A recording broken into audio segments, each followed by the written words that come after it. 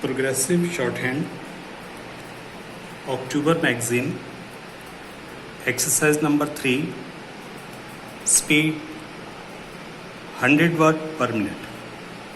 Get ready. Now start. Mr. Deputy Speaker, sir, I think the House will agree with me that the Health Minister, while piloting this bill to us, made a very brilliant and studied presentation and explanation on the various provisions of this bill. And I wish to join other honorable members in congratulating warmly the Health Minister for the initiative and imagination with which he has been dealing with these terrible problems. This is a good measure in the right direction. Because of the fact that several of the honorable members who have spoken before me have touched on the various aspects of the law, I would rather view this piece of legislation more from human and philosophical angles than from a purely legalistic angle. A piece of legislation such as this, which is a social economic legislation, obviously is to be preceded by public opinion. I understand that it is only the pressure of the public opinion which has compelled the government to proceed in the right direction, and they have rightly done, but it is the continuous pressure of public opinion which will make the government find out what are the effective ways and provisions in the legislation and what are the defective things which can be later on removed by further amendments. I hope the government will have a constant eye on how the public opinion reacts to the various legal and penal provisions contained in the measure.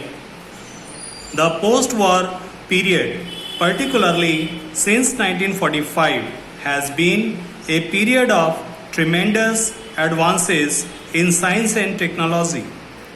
But the trouble is that though science and technology have advanced, that advance is unaccompanied by the equally good advance in spirituality and truth. When science and technology accompanied by spirituality and truth go ahead, they create havoc sometimes, and one of the havocs created is what we see today. This adulteration in the spheres of food articles, drinks, etc.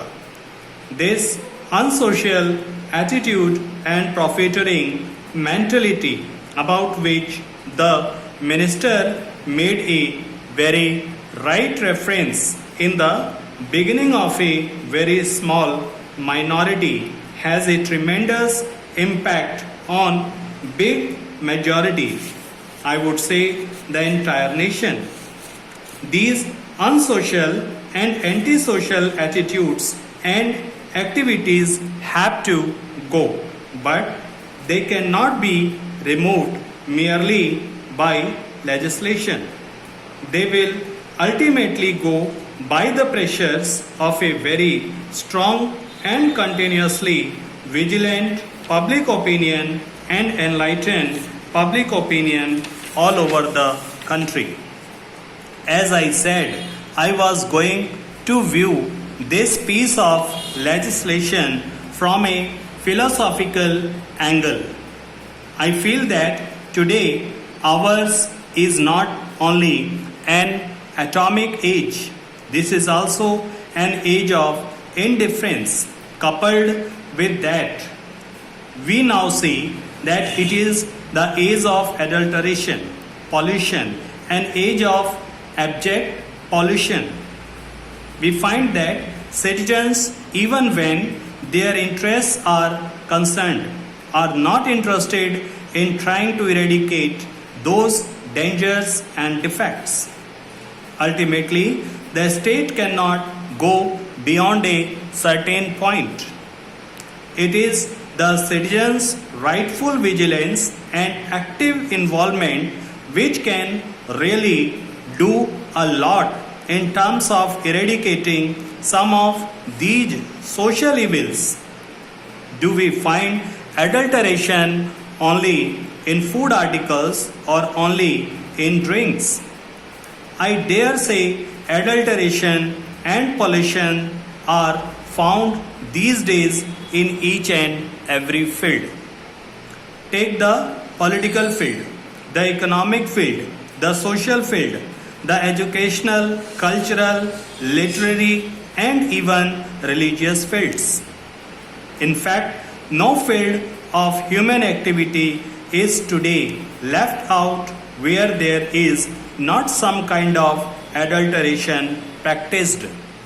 The trouble, therefore, is that when we are sitting in judgment over those food adulterators, are forgetting that in every walk of life where we have certain things to project or inject into human activity, we are also responsible for a number of such crimes of adulteration. Therefore, I feel that when we look at this problem, we should not forget to look at this problem in its totality also. When it comes to food and drinks adulteration, I want today that it is not only injurious to health, but it means slow and systematic and final death.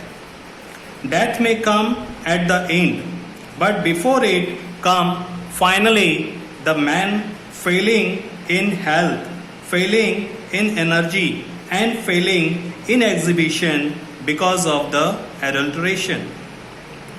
Therefore, I feel that if you want to tackle this problem, then the government must also, through this legislation, do two things.